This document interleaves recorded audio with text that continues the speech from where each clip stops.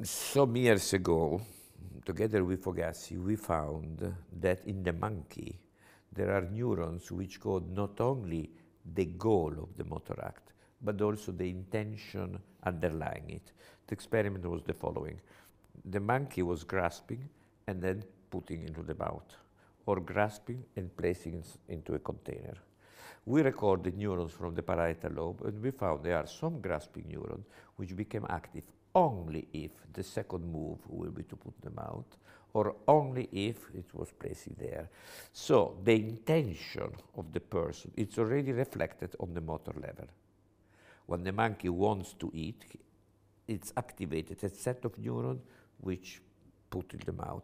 Although the neuron is the same, it's a grasping neuron, but already at that level, so when it grasps, already said what will be the next move. That's a kind of chained organization. We also found that when a monkey observed an experimental grasping an object, if the context is such that monkey can understand, for example, if you repeat 10 times, so only those neurons which fire when the monkey put in the mouth, if they have mirror neurons, they fire. So the monkey in this way, when look at you, activate exactly the same circuit that he is using when it's eating or placing. At this point, we say maybe we can demonstrate something similar in humans.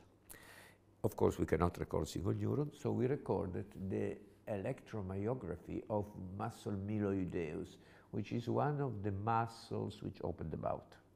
And then we repeat the same experiment in humans.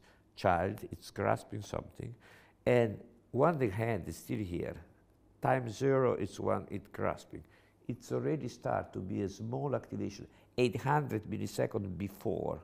So his intention is already reflected in the motor system and create a chain. Reaching, grasping, bringing to the mouth. But the moment in which the hand starts, already here it's a small activation. So if he has to put here, of course there is no activation.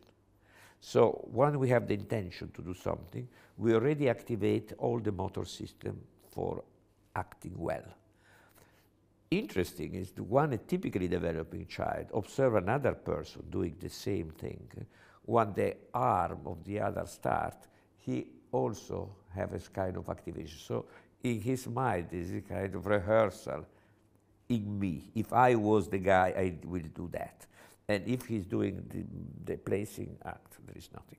So when you do your action, a typically developing child already knows what will be the end point. So he wants chocolate, and he has all the motor program to grasp and to put them out. It's a kind of melody.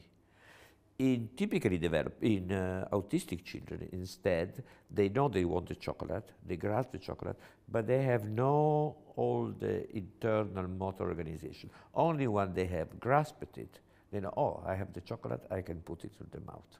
That's during action. During the observation is exactly the same. The typically developing children look at another kids, and when he grasps, he already say, oh, he's want to put in the mouth, and have all the motor rehearsal, exactly as if he were to put in the mouth. Instead, autistic children, when they see this action, they have no reaction in the motor system. There is no activation of this muscle, there is no activation or anything. But conceptually, they know what he's doing. If you ask him what he's doing, he's going to eat the chocolate. But the understanding, it's not due to this internal motor system in which you simulate what the other is doing, but it's a kind of logical inference. Usually the people, when they have the chocolate, they eat it. So there is this two way of understanding things. Well, the same thing in emotion. Let's imagine that you have this emoticon. You understand that this emotion is good or bad, but you don't feel anything. The same is here. You understand one action because you have a motor copy inside it, and so you have all the consequences, you understand. The other is just a kind of very, like a machine can understand. Chocolate, it means eating,